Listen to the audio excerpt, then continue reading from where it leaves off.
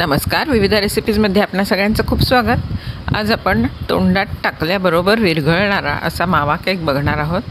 केकच्या रेसिपीज तर खूप आहेत यूट्यूबवर, परंतु हा केक स्पेशल आहे, बटरमध्ये केलेला आणि मावा वापरून केलेला। गेली बरीच वर्षे मी हा घरी करते आणि केल्याबरोबर तो संपतो, अतिशय छान होतो, म्हणून मी याची रेसिपी दाखवते। प्रथम 100 ग्रॅम मैदा आपण चाळून घेणार आहोत। ही चाळणी आहे, त्यात 100 ग्रॅम मैदा मोजून घेतलेला आहे आणि त्यात 1 टीस्पून बेकिंग पावडर आपण घालणार आहोत। अगदी गच्च भरून टाकायची आहे 1 टीस्पून बेकिंग पावडर। हे सगळं एकत्र असं 3 वेळा चाळायचं आहे। मी एकदा चाळून दाखवते, त्याचप्रमाणे परत 2 वेळा चाळायचं आहे। त्यामुळे काय होतं, केक हलका व्हायला मदत होते। 3 वेळा चाळलं की बेकिंग पावडरसुद्धा व्यवस्थित मिक्स होईल आणि केक हलका व्हायला मदत होईल, म्हणून 3 वेळा चाळायचं आहे। सगळं प्रमाण आपण मोजून घेणार आहोत। तुम्ही एखाद्या वाटीचं प्रमाण ठेवू शकता।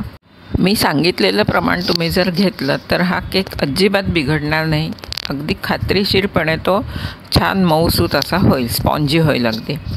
हे बघा, अशा प्रकारे हे चाळून घेत आहोत आपण। होत आलेलं आहे चाळून। हे एकदा चाळून झालं आहे, असं 3 वेळा चाळून घ्यायचं आहे आधी सांगितल्याप्रमाणे। आता 100 ग्रॅम बटर घ्यायचं आहे। आपण घरी केलेलं लोणी असेल तर उत्तम, परंतु आज मी बटर विकतचं घेतलं आहे, सॉल्टेड बटर आहे, म्हणून त्यात मीठ टाकायची गरज नाही। नाहीतर घरचं लोणी असेल तर तुम्ही 1 चिमूटभर मीठ टाकू शकता। आता ही 100 ग्रॅम पिठी साखर यात आपण घातलेली आहे बटरमध्ये। आता हे चांगलं मिक्स करून घ्यायचं आहे।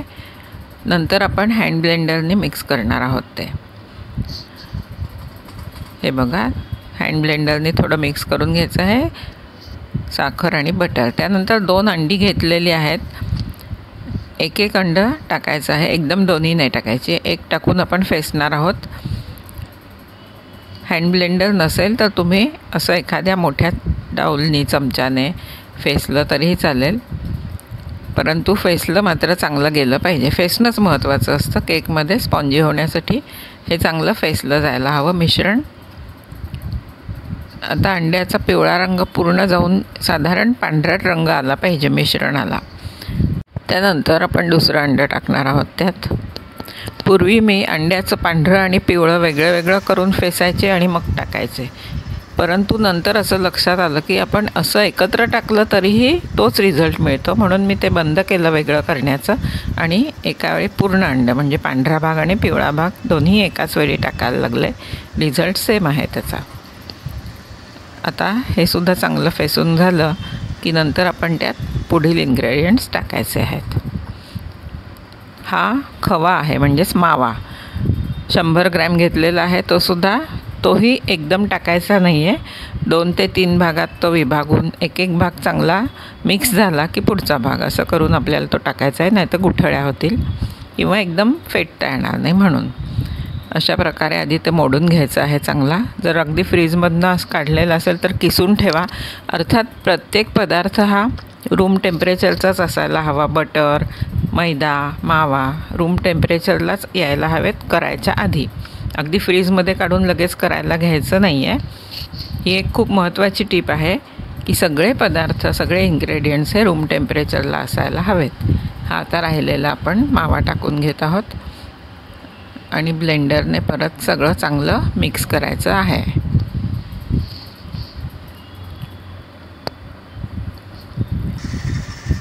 अशा प्रकारे हे ब्लेंडरचंच जास्त काम आहे, म्हणजे फेटण्याचंच काम जास्त आहे। चमच्याने फेटत असाल तर चमच्याचं। तर व्हॅनिला पावडर घेतलेली आहे इथे मी, लिक्विड व्हॅनिला देखील मिळतं, पण माझ्याकडे पावडर आहे ती टाकली आहे। 1 पाव टीस्पून साधारण ही पावडर आपल्याला घालायची आहे। व्हॅनिला इसेन्स जो आहे तो लिक्विड तो घातला तरीही चालेल।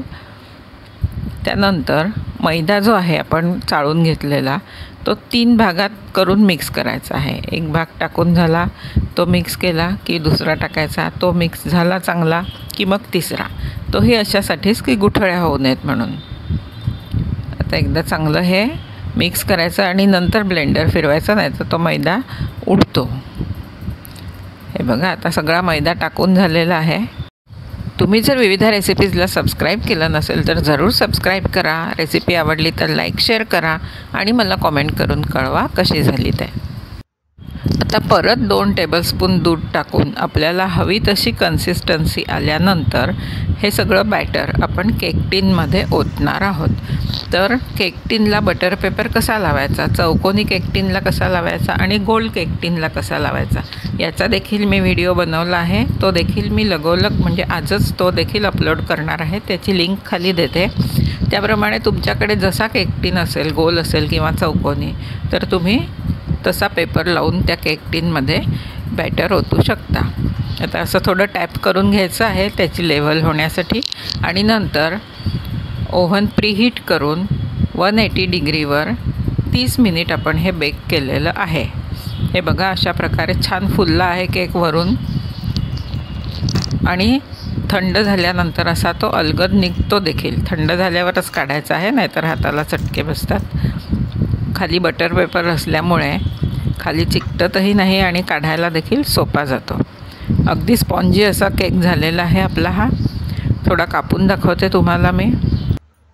3 गोष्टी लक्षात ठेवायच्या आहेत केक करताना. एकतर सगळे पदार्थ रूम टेम्परेचरला हवेत, त्यानंतर मैदा चाळून घ्यायचा आहे 3 वेळा आणि तिसरं म्हणजे ओव्हन प्रीहीट करून घ्यायचं. आपलं केकचं बॅटर रेडी असलं की त्या वेळेत बरोबर आपलं ओव्हन प्रीहीट केलेला असायला हवा. केकचं बॅटर बनवून खूप वेळ ठेवायचं नाही आहे, ते लगेच बेक करायला ठेवायचं आहे आणि केक बेक करून घ्यायचा आहे प्रीहीट केलेल्या ओव्हनमध्ये सांगितल्या टेम्परेचरला.